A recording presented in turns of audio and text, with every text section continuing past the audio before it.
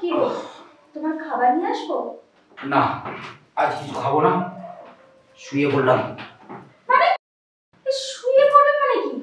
এই রোজ রোজ তোমার কি ব্যাপার বলো তো? রোজ কাজ থেকে আসবে আর বলবে শুয়ে পড়ছি। আমার কি শরীরের কোনো চাহিদা নেই? আজ তুমি শুয়ে পড়ো, কাল ঠিক হবে। তোমার তো রোজ রোজ এই একই কথা। আমি আর পারছি না এভাবে নিজেকে ধরে রাখতে। আজ শুয়ে পড়ো শোনো, কাল ঠিক হবে।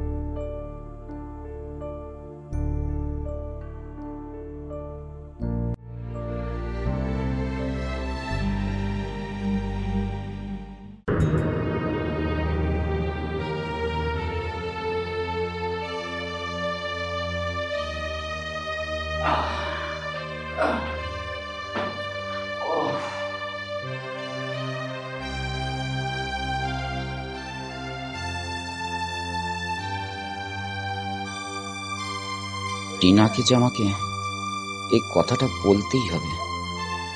হ্যাঁ, যতক্ষণ আমি টিনাকে কথাটা বলতে পারছি ততক্ষণ আমি মনে শান্তি পাচ্ছি না। হ্যাঁ, টিনাকে আমাকে বলতেই হবে, কথাটা বলতেই হবে। টিনা, টিনা, টিনা শোনো না। তোমার সাথে আমার কোনো কথা নেই, শুয়ে পড়ো। শোনো টিনা, তোমাকে একটা কথা বলার আছে, আর কথাটা না বলা পর্যন্ত আমার শান্তি নেই।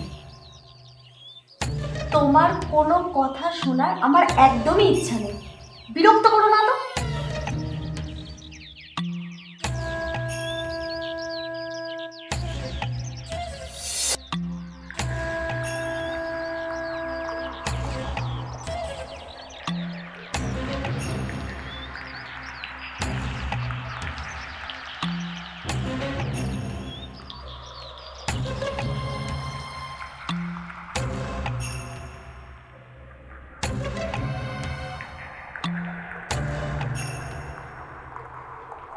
হ্যালো, গুড মর্নিং ম্যাডাম, আমি পূজা পট সার্ভিস সেন্টার থেকে দীপ বলছি।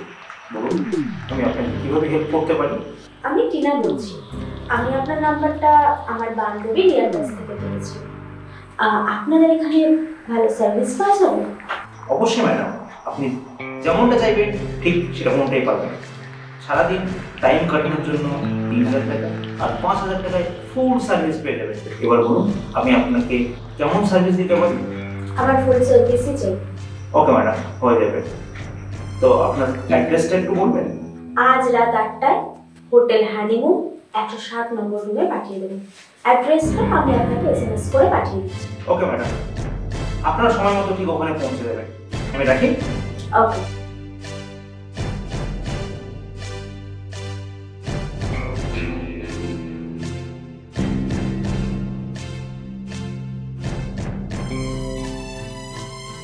হ্যালো সোনা, কি করছো? এই তো একটা মিটিংয়ে আছি। আচ্ছা আচ্ছা, বলছি শোনো না, আমি একটা বান্ধবীর বাড়িতে যাচ্ছি, ঠিক আছে? ফিরতে একটু লেট হবে।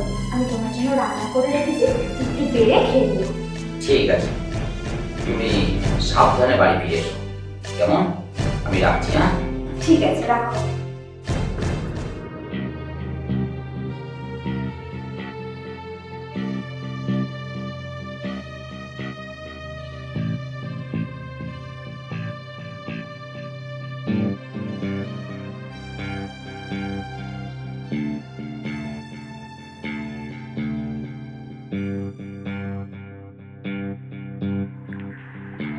টিনা, তুমি এখানে?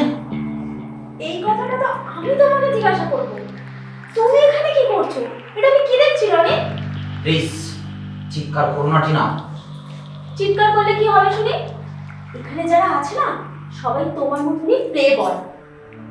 প্লিজ টিনা, আমি তোমাকে জোরহাত করছি, তুমি এভাবে চিৎকার করো না।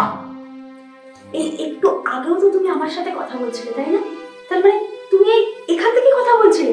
আচ্ছা, কবে থেকে শুরু করেছো এই কাজ? আজ 6 মাস ধরে। তার মানে একই বিছানায় থেকে যে আমার শরীরের চাহিদা মেটাতে পারে না, সে কিনা অন্য বিছানায় 5,000 টাকার বিনিময়ে অন্য মেয়ের শরীরের চাহিদা মেটায়। দারুণ ধোকা দিলে আমায় তুমি, রনি। আমি তোমাকে ধোকা দিয়েছি? আর তুমি? আমি কি? হ্যাঁ, আমি কি মানে? তুমি বান্ধবীর বাড়ি যাবার নাম করে এখানে কি করতে এসেছো? আর কবে থেকেই শরীরের চাহিদা মেটাতে এখানে আসছো? শোনো, আমি যদি তোমার কাছে বিক্রি হয়ে থাকি তাহলে তুমিও কিন্তু আমাকে কিনেছো, তাই আমরা দুজনেই সমানভাবে অপরাধী। থাক, আমি কোনো ধান্দাওয়ালার কাছ থেকে লেকচার শুনতে চাই না, আর এটা আমার ভালো লাগছে না। এই শোনো, এটা হলো পুরুষদের দুনিয়া, এটা খুব ভালো করে জেনে রেখো। ও, তুমি টাকার বিনিময়ে অন্য একটা মেয়ের শরীরের চাহিদা মেটাবে, সেটা তোমার পুরুষত্ব। আর আমি আমার শরীরের চাহিদা মেটানোর জন্য একটা পুরুষের কাছে এসেছি বলে আমি খারাপ হয়ে গেলাম। তুমি আমার কথা সবার কাছে গিয়ে বলো, সবাই কি ভাববে? যে তুমি আমার উপর টাকার চাপ সৃষ্টি করেছো, তাই আমি এই কাজে নামতে বাধ্য হয়েছি। আর আমি যদি তোমার কথা সবার কাছে গিয়ে বলি না, তাহলে তোমার আত্মীয় স্বজন তো দূর, তোমার মা বাবাও তোমার দিকে ফিরেও তাকাবে না।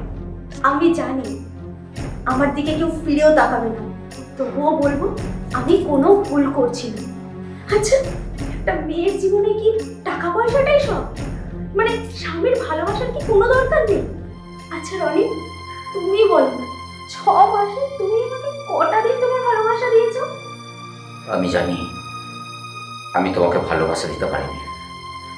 আসলে সারাদিন এই কাজ করে যাওয়ার পর আমার আর কিচ্ছু ভালো লাগতো না, আর এই কাজ করে আমাকে তো টাকা ইনকাম করতে হতো। আমি মানি না যে টাকা ইনকাম করার এই একটাই রাস্তা খোলা আছে। এই বর্তমান সমাজে কত MA BA পাস ছেলেরা সবাই ঘুরে বেড়াচ্ছে, কেউ কাজ পায় না টিনা। আর আমি তো সামান্য একজন বলম ছেলে, আমি কি করে কাজ পাবো? আর তোমার এই চাহিদা মেটানোর জন্য আমার এই একটা রাস্তাই খোলা ছিল। আমি আমার ভুলটা বুঝতে পারছি রনি। আমার বিলাসিতার কারণে আমি আমার ভালোবাসা থেকে বঞ্চিত হয়েছি। টিনা, আমি চাই না আমার এই বিলাসিতার জীবন। আমাকে তুমি ক্ষমা করে দাও রনি। টিনা, আচ্ছা, তুমি পারো না একটা ভালো কাজ করে মোটা হাতে মোটা কাপড়ে আমাকে ভালোবাসায় সুখে রাখতে? বলো না রনি, পারো না? পারবো, পারবো টিনা, আমি পারবো।